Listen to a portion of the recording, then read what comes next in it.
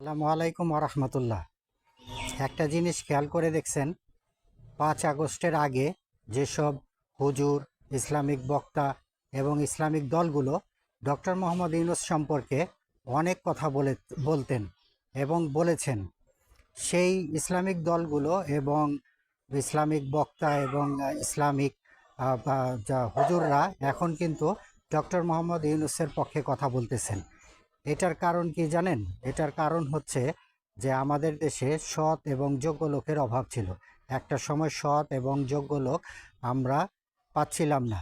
বর্তমানে আমরা সৎ এবং যোগ্য লোক পেয়েছি, আর সেটাই হচ্ছে ডক্টর মোহাম্মদ ইউনূস।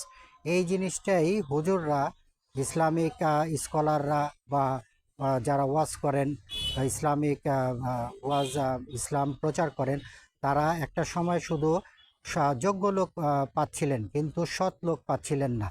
এখন তারা সৎ এবং যোগ্য এই দুইটা যোগ্যতাই একসাথে একজনের মধ্যে পাওয়াতে তারা এখন ডক্টর মোহাম্মদ ইউনূসের পক্ষে কাজ করতেছেন এবং বক্তব্য রাখতেছেন। এই জিনিসটা খুবই অবাক করে যে বাংলাদেশে অনেক যোগ্য লোক আছে কিন্তু সৎ লোক নাই।